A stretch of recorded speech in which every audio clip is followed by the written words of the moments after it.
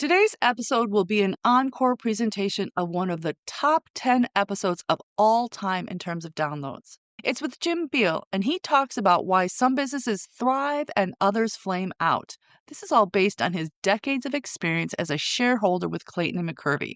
If that name sounds familiar, it might be because Wipfli acquired Clayton and McKervey, which has been providing CSIA members with financial and business advice for years as part of CSIA's professional services offerings. Be sure to listen to the end because he also reveals the number one inhibitor to business growth, and it's not what you think. I hope you enjoy it as much as I do. Until next time. Welcome to Talking Industrial Automation, a podcast where you get to know the people who make modern industrial automation possible. You'll get to hear from CSIA system integrators and industry partners to get a better understanding of how they help their clients solve process challenges and how they earn success in their careers. Along the way, we'll touch on system integration best practices, technology, trends, and challenges. Whether you are a manufacturer, end user, supplier, or system integrator, you will enjoy the insights CSIA members bring to this podcast. Let's get started. Hi, my name is Lisa Richter, the host of Talking Industrial Automation, a podcast where you get to know the people who make modern industrial automation and processing possible. In today's episode, we're picking the brain of Jim Biehl, a shareholder with Clayton and McKervey, a global tax and accounting firm in Southfield, Michigan. In this role, Jim uses user-friendly communication tools and a hands-on client service approach to help business owners navigate the strategic discussions needed to maximize opportunities and minimize risk. Jim, welcome to the podcast. Thanks for having me. Absolutely. For starters, why don't you tell us a little bit more about your background? Well, as you had mentioned, I am a shareholder at Clayton McKervey. We're a regional CPA firm. Southfield's just north of Detroit, around 20 minutes. The firm is a niched practice that's focused exclusively on closely held for-profit businesses. I've been in that role for over 20 years as a shareholder. I'm responsible for around 25 different client relationships, predominantly manufacturing, which would include the traditional accounting type things of financial statements and tax returns and tax planning and strategy. But I also get much more involved in the operational advice and counsel, just aimed at improving performance with the clients that I deal with. So could you talk a little bit more about Clayton McKervey's relationship with CSIA? Yeah, we've been involved over the last few years. We've got an emerging system integrators practice. So, and then being based in Detroit, an engineering hub, we recognize the value of associating with leaders in this growing industry. So our integrators group beelined right to the CSIA, and we've loved the relationship so far. We've participated, I think, in the annual conference. We're serving, I think, Sarah Russell, one of our shareholders, is on the partner committee. Currently, I think Tim Finnerty in our office, another shareholder, is working with the statistics committee to look for ways to help members better understand their financial health. And I think the focus is more on KPIs and metrics and dashboards and those types of things. Why is it important for organizations to work with a company that understands their business? Well, I guess a cornerstone of our service philosophy is to invest time in understanding the clients and their business. We find that time is never wasted. It ultimately positions us to ask better questions in order to identify, issues and opportunities. That we find that the knowledge is critical to add value. If companies can't help you, they don't understand you or your issues. So we need to invest the time to really understand the individuals, the products, the operations in order to ask that second and third question that gets us to the value add that we can bring to the relationship. Clearly, you've worked with a lot of businesses over the years. I can imagine you've really seen some stuff. I'm curious to hear what you've learned from that. What makes some companies last for generations while others seem to flame out? For instance, I would imagine that a company's ability to adapt to trends is a factor. I mean, aren't many buggy whip makers around now, are there? No, there's not many buggy whip makers, but I guess there's current analogies to buggy whip makers that are out there. Don't realize that they're about to be run over by the competition. But over the years, it's become clear to me that in order to increase your chances of success and to potentially last for generations, you need to work on the business, not just in the business. And what I mean by that is we all show up at work every day we're trying to put product out the door, or doing the service that we do, and our heads down, and we're absorbed in the day-to-day activities of our business. I found that the truly successful businesses and the lasting businesses build in processes to work on the business. It allows them to pull back from the trees, see what's really happening to the business. For example, seeing that, something's happening with buggy whips, that we might need to change things. Working on the business, some examples might be successful companies will implement some form of a strategic planning process. Usually it's done offsite or with a segment of the management team. The focus usually on a strategic planning session would be, to assess the strengths of the businesses, the weaknesses, the threats, and opportunities. So it's usually called a SWOT analysis: strengths, weaknesses, opportunities, and threats analysis. And then once you get those all down, the management team prioritizes, and then they set forward on a plan to tackle them on an ongoing basis. So that's extremely helpful to allow you to pull back and assess what's happening with the business, basically improve the business. And then the second is a business coach. We all see athletes, we all seem to follow the sporting teams. Every team, every athlete seems to have a coach that, again, can pull back to 40,000 feet, look from the outside, and give them tips and help on how to improve their performance. Same thing with a business. The ones that last, the ones that really are successful, are the ones that are getting that outside input, whether it be internally through a strategic planning process or externally through a business coach. How often do you recommend organizations do a strategic planning process? I imagine it's ongoing. It's got to be reiterative in some aspects, but at what point do you start the cycle over again? Normally, there's like a 3-year window is what you see. So you're laying out 3 to 5 years into the future. You do your SWOT analysis. You put your plan in process. You build your structure inside your organization to maintain the discipline to continually work on the business, because you can't just go off site, spend a couple of days, think through big picture what you're going to do, and then you get back into the office and the flames are coming off of producing the product, and you suspend all working on the business. So, but there's usually a 3 to 5 year window, and you will update it each year, but you don't go through a full-blown re-evaluation of the strengths, weaknesses, opportunities, and threats until like the 3rd year.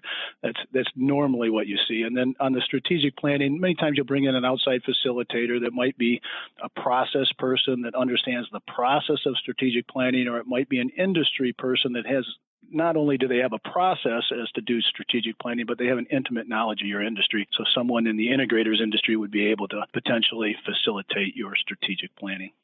I'm pretty sure I can guess the answer to this next question, but what the heck? What about successful companies' approach to their customers? Approach to customers, we found that the top performers are immersed in a customer-focused thinking. And what I mean by that is that, you got to see things from the customer's perspective. But many times what we do is we pull together as a team and we identify a customer problem and we talk about it and we come up with a solution to that customer problem without ever talking to the customer. So it sounds obvious, but the top performers have figured out it's critical to interact with the customers and industry leaders. So outside of your customer base as well, those inside the industry is critical to ask questions and listen and learn. I think the big thing is asking questions and listening. And then the net effect is to see things, the problems, the issues, the opportunities from the customer's perspective. So, and then the final thing in that area, I guess, as it relates to customer focus, is you learn from the feedback. We get feedback all the time. Many times it's negative. They're not happy with the product. There's an issue or something with the product or service, and it comes in a negative fashion. But how does the entity, how does the company train themselves to take that negative feedback and turn it into a positive as an opportunity to improve what they're doing and improve the product? I'm sure as companies scale, processes and procedures become more important. It's one thing when it's just one guy in his truck in a garage somewhere, and then a completely other thing once a company grows. Can you speak to that a bit? Based on my experience, a lack of documented processes, just procedures, processes that are basically enforced, they have to be enforced, is the number one inhibitor to growth. In other words, they grow to a certain size and they hit the glass ceiling and they come back down because eventually the operation will grow to a level of dysfunction that it can't be managed. It can't be managed by individuals. You have to have systems in place to allow the systems to help manage the business, not the individuals. And many times when you start with smaller businesses, it's the owner or the individual that started the business is the one that's the glue that's holding it together. You need to transition into more systems and processes as you grow to allow the organization to break through that glass ceiling. An example I've got, I was out at one of my smaller clients, which is a manufacturer that does a lot of custom design and build product. And they were running into some issues out on the production floor with the product. And every time they ran into issues out on the floor, they had to pull the owner out of the offices where he was doing a lot of design, sell work. He was selling and design work, and pull him out into the plant. And he was a key cog in the problem resolution. So what they did is they started to document problem resolution procedures and steps, and even did videotaping, and then they started to put monitors out on the plant floor so that when the production people ran into those issues, they were able to rely on the system versus the individual members of the management team to carry them through a breakthrough, something that was critical. So I ask a lot of my clients, especially the smaller ones, to explain what would happen if the owner or a critical member of the management team are pulled out of the office, even for a short duration of time. And usually what you find, if you go through that thought process and you identify those issues that might occur, that's where you start with, and you address those, and you can allow the organization to grow.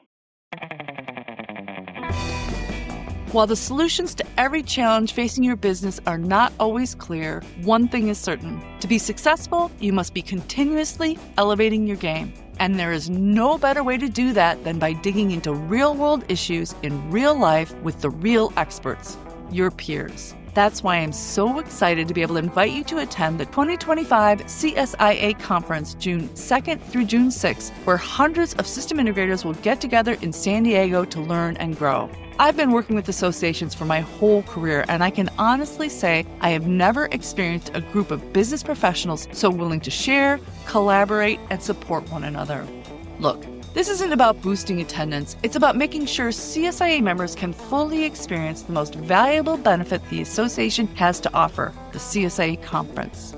Ready to learn more? Visit www.controlsys.org/2025 See you in June on the West Coast. In your experience, do you find that some companies struggle to be open to new ideas from outsiders in particular? Yeah, it's human nature, as mentioned earlier. It's defensive. It's just the way that we, have a tendency to reject new ideas, reject feedback. But companies need to ask themselves, are the team members encouraged to solicit new ideas? Training to support the objective. If you want to be more open, if you want to be more positive and open to new ideas, you got to set in a system to train people and reward people. But my experience is that most companies really struggle in this area. Another area that I hear about companies really struggling is finding and retaining talent, particularly in this economy, not only in the U.S., but globally. How do successful companies tackle this thorny challenge?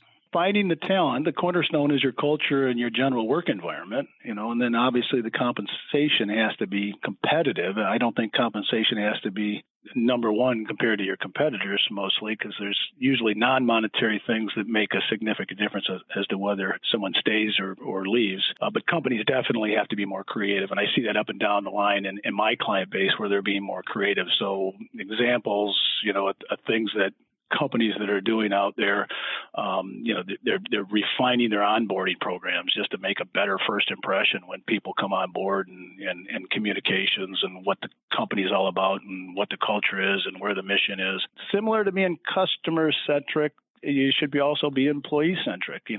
Have you ever sat down and asked them what they want? Most times they'll be very honest and tell you rather than trying to assume or try to figure out on your own what they want. Ask them. Critical part, I think, for the recruiting and retaining the talent is to be transparent. They want information, good or bad, regarding how things are going. I always use the example when I'm talking to clients that imagine you're in a plane and management is in the cockpit, and the employees are all in row 26, and we're hitting turbulence.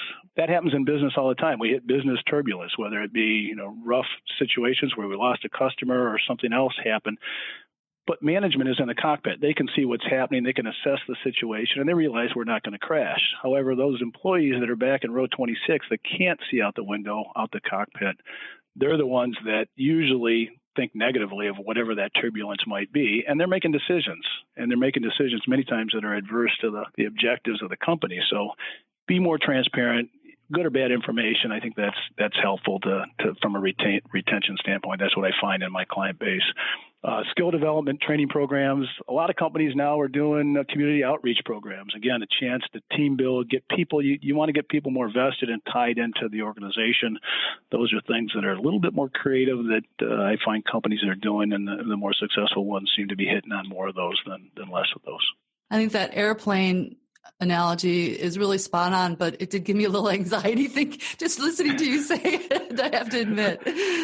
Okay, another topic that I have to believe is relevant to the discussion of long-term success is company culture. You spoke to that a little bit previously. What has your experience taught you about that? My experience is most companies, they don't really take the time to clearly understand what their culture is. I mean, it takes time for the team to self-reflect and sort of document who they are and what they value and what they're all about. It's not right or wrong. It just is. It's just who you are. That's who you are as an organization, how you treat your employees, how you treat your customers, what your dress code is, what the atmosphere is like. It just is. So, and you might not like it once you've documented or pulled back and looked at yourself and said, this is what my culture is. And it can be changed. It can be changed by training or management initiatives, or, it can be changed a lot by hiring or eliminating employees out of the workforce, because that alters your culture. But we found that the more successful companies, they just take the time to have a clear and realistic picture of the culture, the existing culture or aspirational, where they want to go. And it's invaluable for them to make decisions. Team members, management decisions in general, to have a clearer picture of who we are and where we want to go. So I think teams need to, just like strategic planning, you need to pull back and work on the business. Culture is the same way. You got to pull back and sort of self-reflect and look in the mirror and get a true read on who you are. When it comes to the financial side of things, what do successful companies do that others might not? Well, the companies the high flyers that I have that do well, they never wait until the financial statements are issued to determine whether they've made money or not. They know. There's some leading indicator or indicators out there. It might be, the number of bids, outstanding bids won, loss percentage, something that tells them on a day-to-day basis or a week-to-week basis that, we're doing well, we're making money, we're bringing revenue in, we're cost containing, or we've right-sized, the organization, and it fits. So long before the financial comes out on the 15th or of the day of the following month, they know that they're making money. So that's a critical piece that I see for most of the successful companies. They always know their financial position. The successful ones, a financial position is your balance sheet, it's your snapshot, where you at right now, what's your cash position, what's your availability on your line of credit.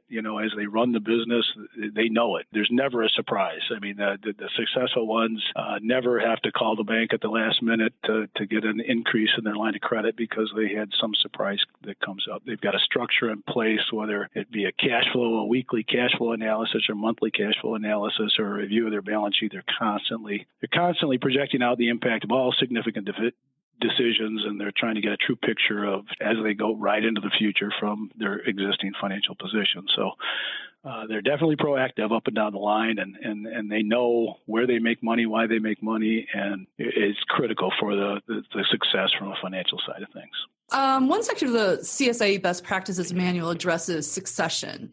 So I was doing a little research about this topic and found some data that indicates 3 in 5 small businesses do not have a business succession plan. Does this stat align with your experience? And more importantly, why does it even matter? I would say, yeah, 2 out of 5 have documents. So, what I mean by documents is they have a buy-sell document that, or they have a redemption agreement in language in their LLC operating agreement. They've got life insurance policies. They've got things in terms of, if there's certain triggering events that they'll buy or buy out a partner or be bought out, and it'll dictate what's happening. So the documents many times, a couple, 2 out of 5, maybe a little bit higher in my experience, but it's almost none of them have a functional or operational aspect of a succession plan. So, taking it beyond the documents to say, all right, what happens if something happened to the owner? Where are we going eventually with this business to sell the business? What is the game plan to sell the business? They don't have a tendency not to want to talk about that. I guess it's probably because it's a difficult discussion to have.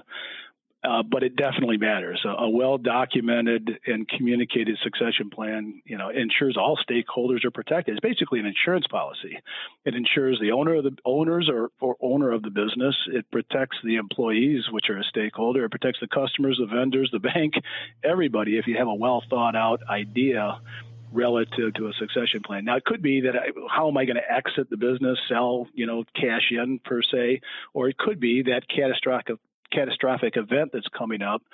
How am I going to plan for that? And that's usually the ones that I get focused in on, because you don't know where those things are going to happen. I've had the misfortune of having 3 client deaths over the last 10 years in my client base. So I've seen firsthand, the impact of a well thought out, succession plan on the business. It's a powerful exercise to walk through what if scenarios. In other words, every client that I go out to at a year end, I talk about the succession plan. What happens if something happened to you or other owners in the business? And I want to have a narrative to be able to understand how they would direct things should they be pulled out of the business for a period of time. And that's a part of the succession plan. The other is just talking about, where do you want to go with the business? Do you want to sell this thing in a 5-year, 10-year, 15-year time frame? If so, let's put things in place to position yourself to be able to exit the business at some point in time. And that could be an internal exit through your management team buying you, an external exit. There's a variety of different ways, but you need to sit down and think it through. It's not a tough exercise, but it's definitely beneficial. Are some companies more at risk than others in terms of not having a documented succession plan? Yes, I think that if you have an older management team, I think you're probably more at risk than other companies.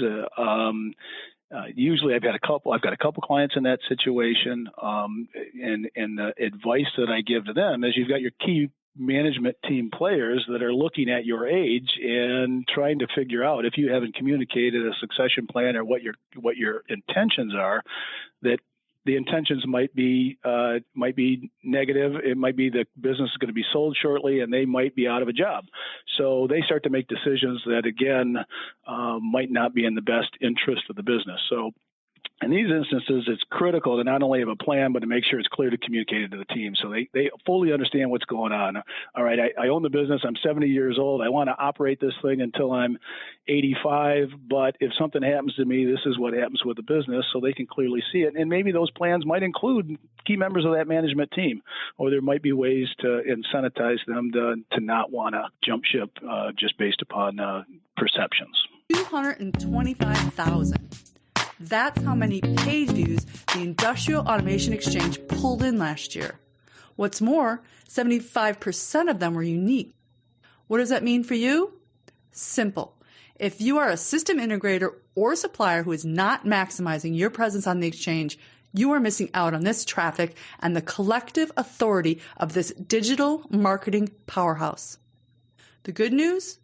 The exchange offers upgrades, packages, and display advertising opportunities to ensure your brand is top of mind during your customers' complicated, research-based buying journey.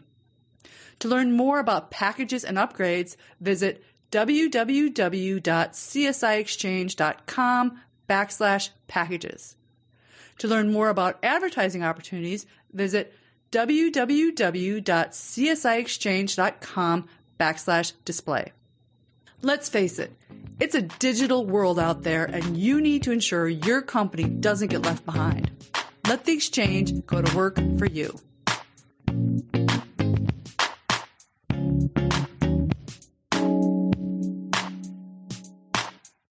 What's your favorite part of the job?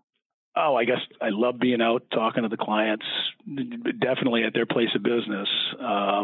Each one's different, unique. They got, every client we walk in, we talked about culture earlier. There's a vibe, there's a feel to it. Every client that I have loves talking about their product. They just, they loved if they're on a plant floor, they want to show me things that are on the plant floor. Just past week, I was out at a client of mine that is an integrator.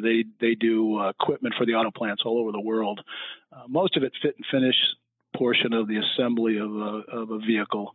But I had a chance to walk their floor and see some new product that's coming out. They're starting to go into the powertrain section where they're doing some different types of equipment, which is really kind of neat to see. And then they're also starting a new division to get into a whole new segment outside of automotive and a new piece of equipment. So those types of opportunities, it's fun, it's enjoyable, plus it gives me information, understand what they're doing, why they're hiring, what's happening, and I can advise them down the road. But nothing's more exciting and enjoyable than you're driving home from work and you've got off the phone from a client and you've had a chance to add value or identify a problem or help them capitalize on an opportunity. That's the fun stuff of the job. I totally get that. Any final words of advice for businesses who want to go the distance? Might be corny, but life is short. It is. After having seen 3 business owners pass away in the last 10 years, it's all my business owners and most closely held business owners work extremely hard. They love what they do. But how do we work smarter, not harder? And I think the strategic planning and the working on your business and improving the processes and procedures can have a dramatic impact, and not only in improving your business, but improving potentially the quality of life for the owners of the business. So, and allow them to be a little bit more time and an opportunity to enjoy the success. So, that's probably the advice I try to give to my clients, and that to me is the big picture thing that people need to look at. Well, that's it for today's episode of Talking Industrial Automation. If you are interested in learning more about Clayton McKervey, you can find them on the Industrial Automation Exchange at www.csiexchange.com. Thanks for listening, and thank you, Jim, for joining me today. Thank you.